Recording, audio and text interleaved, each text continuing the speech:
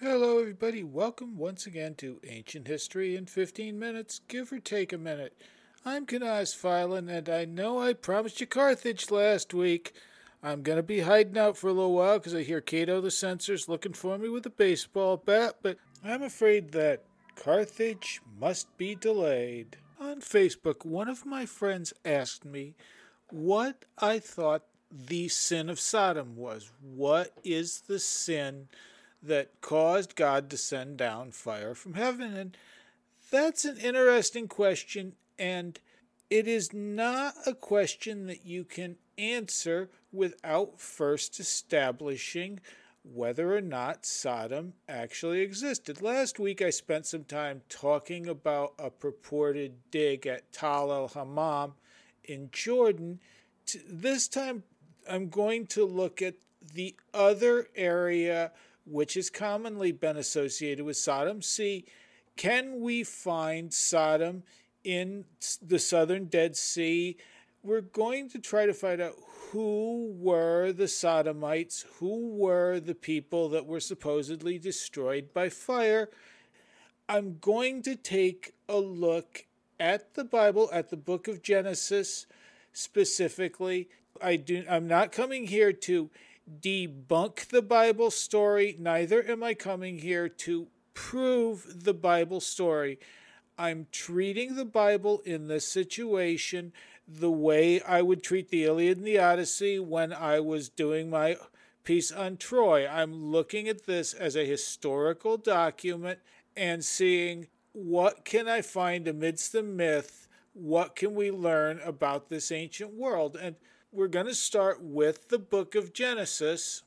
And in Genesis, chapter 13 starts with Abram, at this time, not Abraham yet, has arrived at the Levant. They have arrived on the Promised Land. They're looking at the area.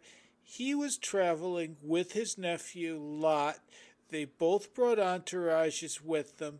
They're nomadic, pastoral people. They have herds and sheep, and they found this land to graze on. They start having arguments. Abram's people and Lot's people start having arguments over land.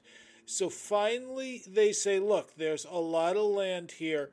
Why don't you go one way, I'll go the other way. That's what Abram says. Wherever you choose, you go there, I'll go the other way. And when they do that, Lot lifted up his eyes. This is Genesis 10-13. Lot lifted up his eyes and beheld all the plain of Jordan, that it was well watered everywhere, before the Lord destroyed Sodom and Gomorrah, even as the garden of the Lord, like the land of Egypt, as thou comest unto Zoar. Then Lot chose him all the plain of Jordan, and Lot journeyed east, and they separated themselves, the one from the other. Abram dwelled in the land of Canaan, and Lot dwelled in the cities of the plain, and pitched his tent toward Sodom. But the men of Sodom were wicked and sinners before the Lord exceedingly. And now, not long after this separation, Abram settles down on the plain of Mamre. That's near modern-day Hebron in Israel, or the Palestinian West Bank, depending on whom you ask.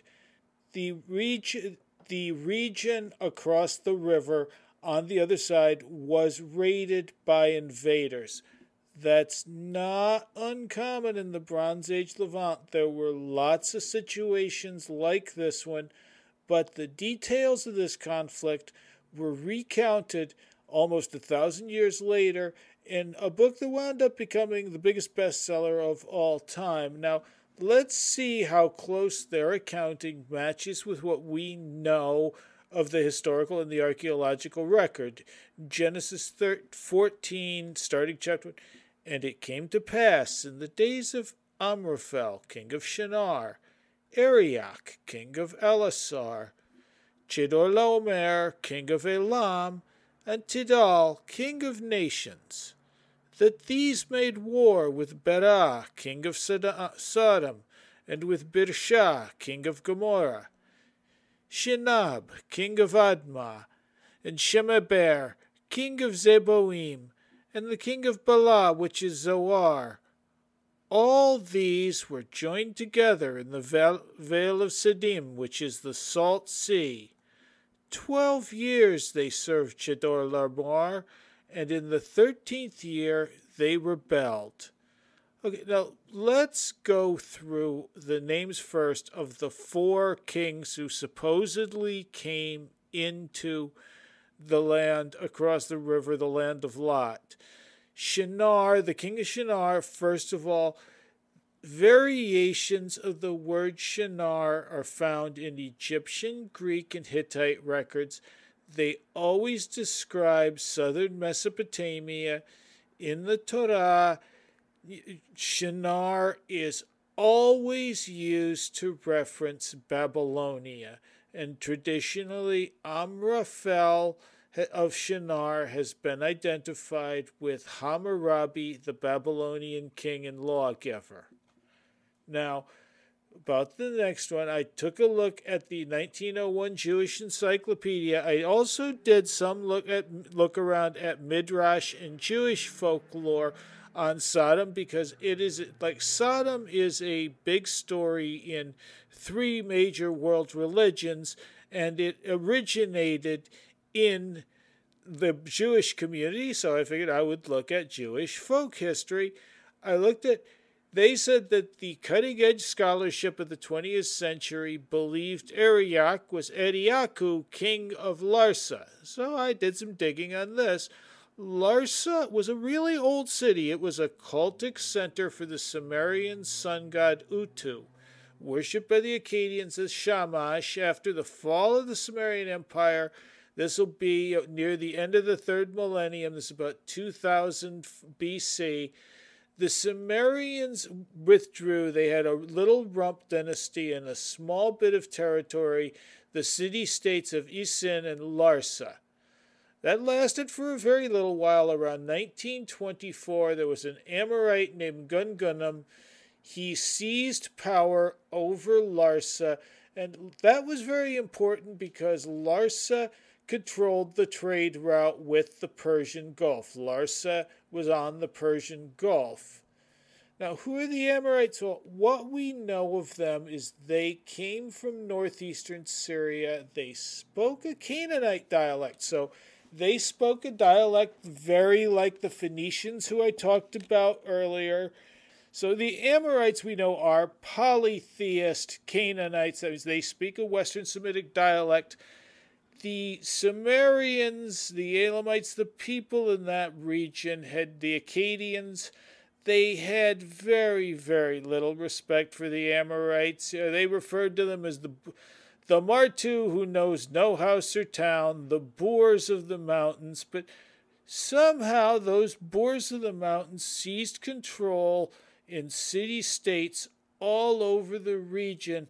As Sumer collapsed, they had seized control in Larsa. They also seized control in a smaller town that wasn't really important when Sumer was in charge, a little town called Babylon. Somewhere between 1764 and 1699, Babylonian chronology is controversial. Babylonian troops led by King Hammurabi I, who also was an Amorite, conquered Larsa and deposed King Rimsin. Rimsin meant servant of the moon god in Amorite. In Akkadian, that same phrase would be Adiaku. So at some point, the Babylonians conquered the Larsa, which is where they began cementing their first empire. Now, what about the person who's supposed to be holding them in bondage, who's got them in tribute? The king of Chedorlaomer of Elam. Well, we know Chedar is an Elamite word for servant. We think Laomar is an Elamite god or goddess. We don't know much about Chedorlaomer. We know that around 2004 BC, as always, dates are fuzzy at this time, but around 2004 BC, the Elamites were the people who sacked Sumer and put the final nail in Sumer's coffin. However, About a year after taking Larsa, Hammurabi also conquered the kingdom of Elam. So we appear to have Babylon and Hammurabi, and alongside Hammurabi, two armies of kingdoms that he had conquered, all within a 2 year radius, somewhere between 1701 and 1765 BC. And now let's take a look at the fourth king, Tidal, king of Goyim, or Tidal, king of nations, as it's normally given. And pretty widely the accepted theory is that Tidal is Tidalhia. That is a Hittite name. The Hittites are coming out of Anatolia about this time. They wind up taking over a large chunk of Asia Minor. They were masters of chariots, which were the hypersonic missiles of 20th century BC warfare. They were a really powerful empire, but we also know for most of their history the Hittites had a hostile relationship with the Babylonians. In fact, in 1595 BC, again give or take, the Hittites sacked Babylon. So it's, the three of the four, it makes sense. The fourth one kind of jumps out here, and so that's the first problem. The second problem is we don't have any archaeological evidence, any cuneiform records, anything of the sort suggesting the Elamites had any kind of a military presence or any vassal states in Canaan. Everything we know to date suggests at their zenith, the Elamites didn't get much further west than the Tigris River, and there was, of course, a rather famous sack of Canaan by Babylonian forces. That happens in 598 BC. That's over 1,000 years after Abram and Lot arrive in the Promised Land, although it is in the recent memory of people who have just returned from the Babylonian captivity, like the scribes who at this point begin compiling the Bible. Now that we've talked about the bad guys, and we are going to run late a little overtime again tonight, let's talk about the other bad guys. Who were the Canaanite combatants from the cities on the plain? It's Bera, king of Sodom, Birsha, king of Gomorrah, Shinab, king of Admah, Shemeber, king of Zeboim, and an unnamed king of Bela, which is Zoar. And we don't know much, by which I mean we really don't know anything at all about these rulers of the cities on the plain. There have been several sites presented as each of these cities. All we know is that these 5 kings met this invading army of 4 kings in the Vale of Siddim, which is the Salt Sea, and there things went poorly for the Canaanite kings. As Genesis 14 puts it, and the Vale of Siddim was full of slime pits, and the kings of Sodom and Gomorrah fled and fell there, and they that remained fled to the mountain. And they took all the goods of Sodom and Gomorrah, and all their victuals, and went their way. And they took Lot, Abram's brother's son, who dwelt in Sodom, and his goods, and departed. Now, Abram is able to rescue his nephew, though I'll note here, you could conclude from this that the invading force raided Sodom and captured Abram, who was dwelling there, or it could be, you'll find out in a minute or two, that Abram's got a pretty big armed retinue. If Lot is living in Sodom, it would seem very odd that Lot didn't come in time of need out for his city with his armed retinue. So it's tempting to think that Lot was fighting for Sodom and got captured in that capacity. However, Abram hears this. He arms his own servants. Genesis 14:14 says, born in his own house, 318, and pursues them unto Dan.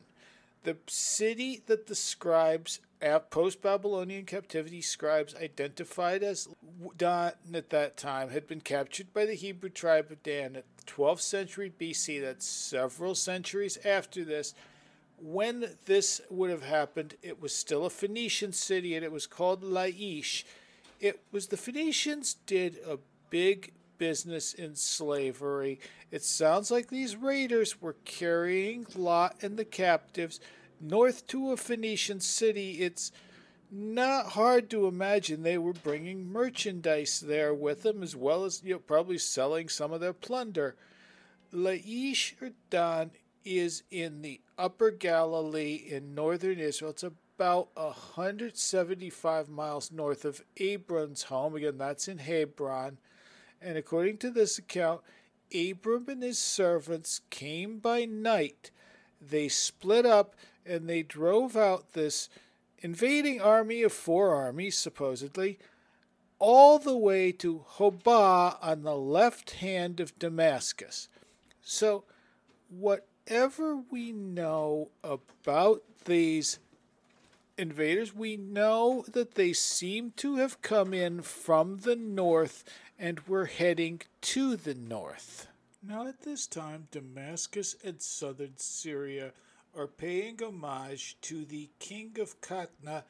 Katna is also under Amorite rule. Katna is affiliated with another group of Amorite rulers. They're in the nearby kingdom of Mari. That's a large area, again, along the Euphrates River. But in 1761 BC, give or take, Qatna lost its big ally and trading partner when Hammurabi conquered Mari. Now, Hammurabi also knew that Qatna had supported Mari in its resistance movement, and so Hammurabi starts doing a lot more trade with the people to the north of Qatna, Yamhad, and Qatna starts getting left in the trade dust. And that support dries up. Qatna's diminishing. They're having an economic crisis. 150 years after this, Yamhad will sack Qatna and take it over. But that's before the time the scribes are writing down the Old Testament. They didn't know anything about this, but there was for over a century an economic downturn and a lot of chaos in the kingdom of Qatna. It's not hard to imagine either a regiment from Qatna or even a bunch of unemployed soldiers looking for plunder and slaves. That's a time-honored Bronze Age tradition. But so now we get to the question, was there a real Abraham, or was he just a Western Semitic ethnogenesis myth? I mean, Abraham's honored in several world religions. Before he rose to fame, he was a popular figure among Canaanites. I mean, even the stories compiled by the line of Jacob declared Abraham the father of Ishmael. And I guess the big question is, what made all these stories about a sheep herder from Ur in the Chaldees rise to such prominence? Was there a real Sodom? Well, ancient Semites, and after them Christians and Muslims, certainly thought so, and there's a lot of folk legend, a lot of creation mythology that was wrapped around whatever facts we're going to find out today. The story of Sodom's, and does also, and this is more controversial today, has been used to justify condemnation of homosexuality, and so it's tempting to point out all the flaws in the biblical story, claim the whole thing never happened, since especially nobody has conclusively located either Sodom or Gomorrah despite centuries of searching. But there's just one little issue. 4 of the cities on the plain were annihilated. The 5th city was spared, and that city has survived to the present day. And in our next episode, I hope to use an ancient oasis as a way station, and we're going to find the city, try to find the cities that were lost in the doom that came to Sodom. Until next time, we're on our way to Carthage.